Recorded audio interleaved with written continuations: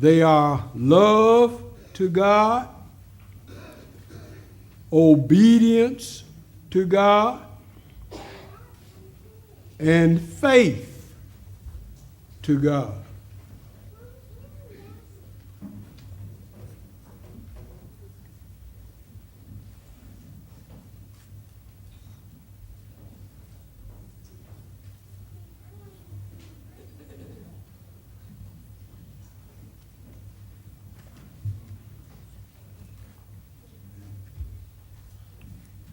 Three gifts that God gives to every son and daughter. Love to God, obedience to God, and faith to God. These three gifts of God are so intermingled together that not one of them can continue to exist without the other two. Love to God cannot continue to exist without both obedience to God and faith to God.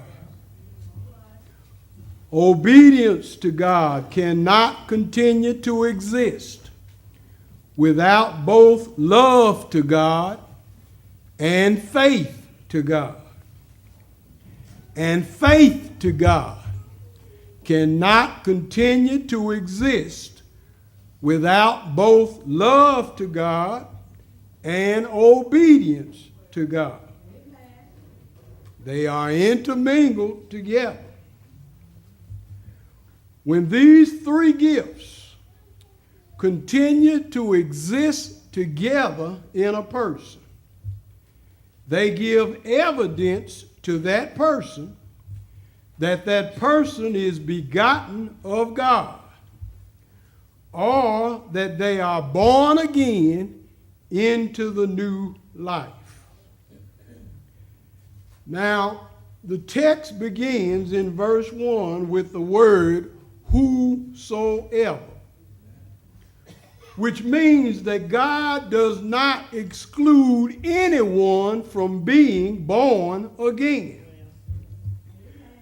However, a person can exclude themselves by not receiving and practicing these gifts in their daily lives. For God so loved the world, He did not exclude anyone. Whosoever continues to believe or to have faith that Jesus is the Christ is born of God. Or they have died to the old life and are now living the new life that comes only from God.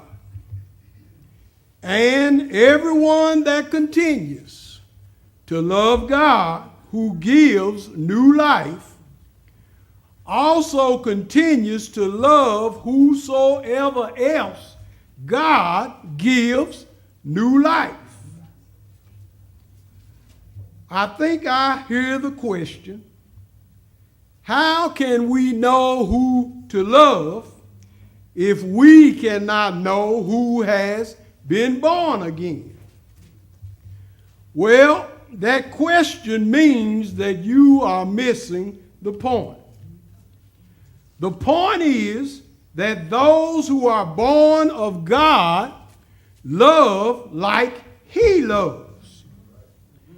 They do not hate anyone. They do not give up on anyone. And they keep reaching out to everyone. God is love, and love is of God. And we love God because He first loved us. Even though we gave Him and give Him plenty of reasons to, God has never hated us. He has hated what we have done and what we have failed to do, but he has never hated us. God has loved us with an everlasting love. And those who are born of God love others right along with God. In verse 2, the Apostle John repeats the same truth, but he turns it around. John does not say what we expect him to say. I hope you're looking at verse 2. We would expect him to say, by this we know that we love God when we love the children of God and keep his commandments. But instead, John says, by this we know that we love the children of God when we love God and keep his commandments. In other words, to love the children of God and to love God are one and the same.